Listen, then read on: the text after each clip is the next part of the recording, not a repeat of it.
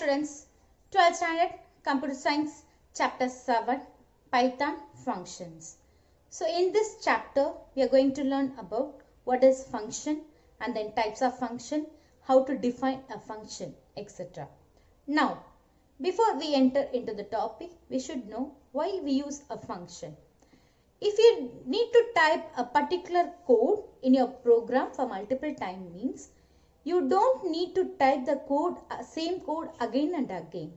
Instead of this problem, we can use a function concept.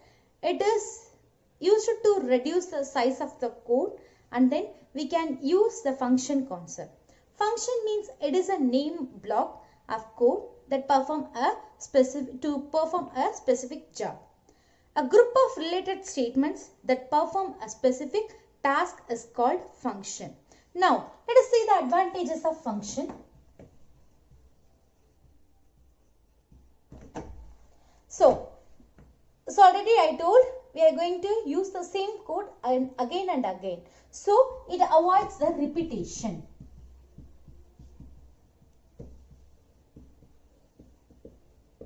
And we can reuse the same code also. And then second point, it provides a better modularity.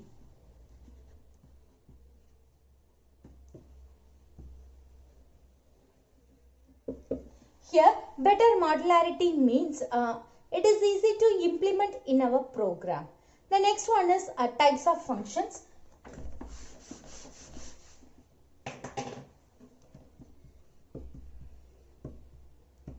We have four types of function, that is user defined, built-in, lambda, and last one is recursion. The first one is a user defined function. Here the function defined by the user themselves. Then second one is a built-in function. Functions that are inbuilt within the Python. Then third one is a lambda function. Here lambda function that are anonymous unnamed function. Here anonymous means that unnamed function. And the last one is a recursion function, that is the function that calls itself is known as recursion function. Next one, function definition.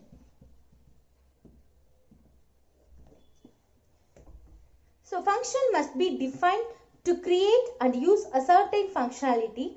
There are many inbuilt functions used in function concept, and then the print function also we can use. Then while defining a function, if we want to define a function, we should follow, if you define a function, we should follow some rules. That is, the first one is a function blocks begin with the keyword def. So always the keyword begin with a def and followed by parenthesis and function name, followed by function name, def, then function name and followed by parenthesis. This is the first point. Then second point is any input parameters or arguments should be placed within these parentheses. So within these parentheses we can define any arguments. Already we know that what is another name of arguments? Variable is also called arguments. Okay. Then parameters are also called arguments. Third one is the code block always comes after the colon. So after the colon only we are going to define a block of code. And then last one is we need to use a return statement. Return statement, it is used to exit a function, optionally passing back an expression to the caller. A return with no argument is the same as return none. So if we didn't mention any argument, it produces the result none. Syntax of user defined function.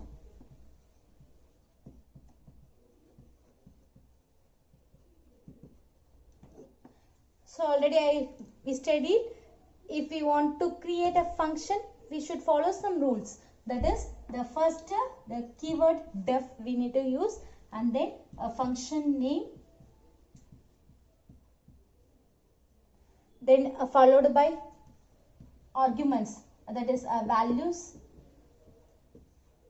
etc. Then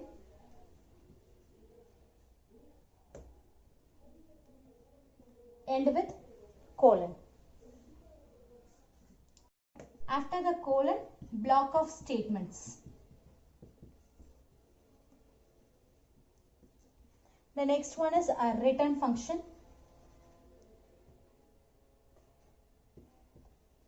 Expression or none.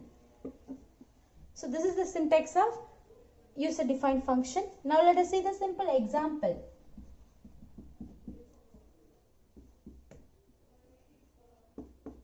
Def hello and then followed by a colon, then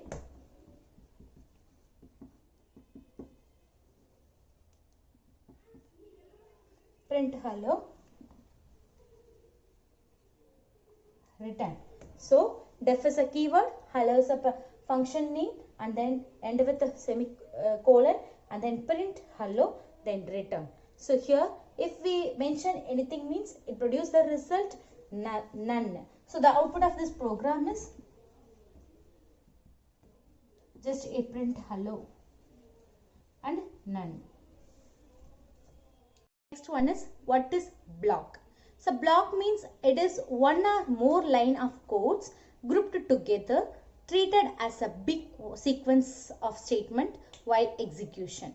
In Python, a statement in a block written with indentation. Indentation means some spaces.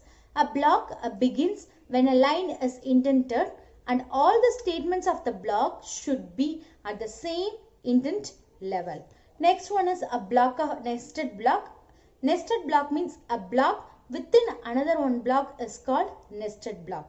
When the first block is statement is indented by a single tab. For example, if we enter the line, first block is indented with a single tab, that is a 4 space, and then second block is begins with indented by a double space.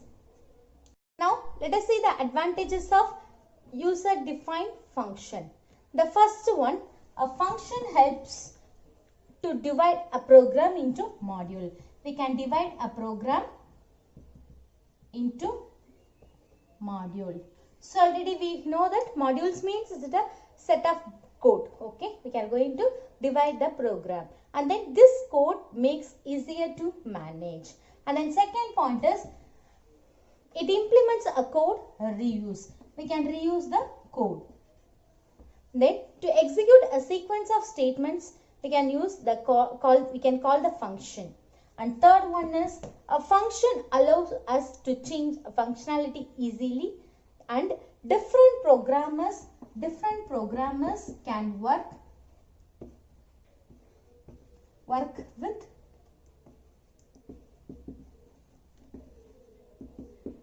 different function. So a different programmer can easily work with the different functions. The next one is calling a function.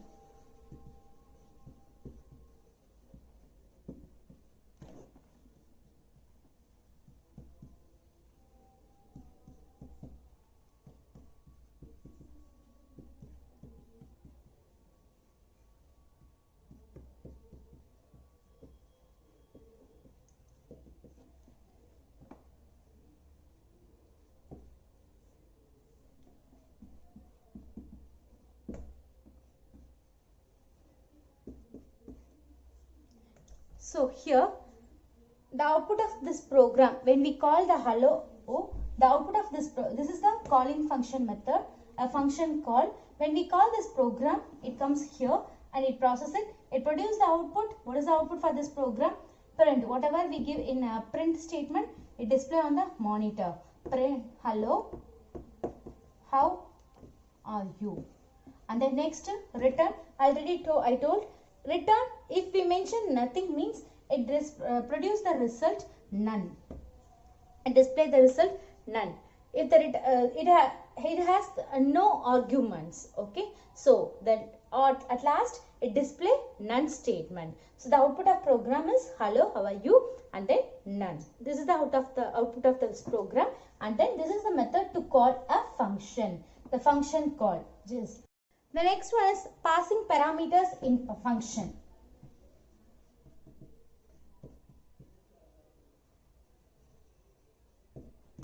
Passing parameters.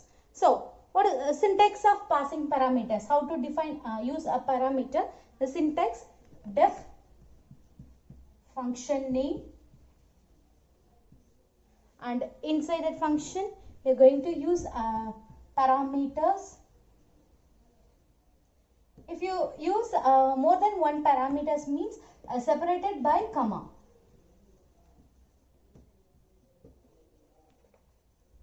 Separated by comma. Now let us see the example for to pass the parameters. Now example program.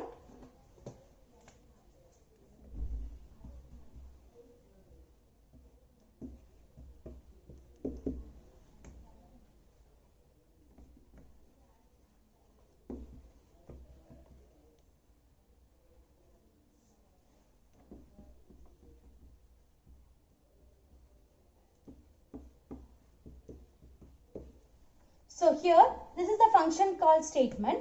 Here we use two parameters, that is arguments 3 and 5. Then it comes here, then it assumes the width value is 3 and height value is 5. Then it multiplies the answer and then it produces the result. So in this above code, we can assign the width and height values to the parameters W and H. Then so automatically it produces the result. It calculate 3 and 5 multiplied result and display the answer. So now let us see what is parameter and what is argument. So parameter means the variables used in function definition is called parameter.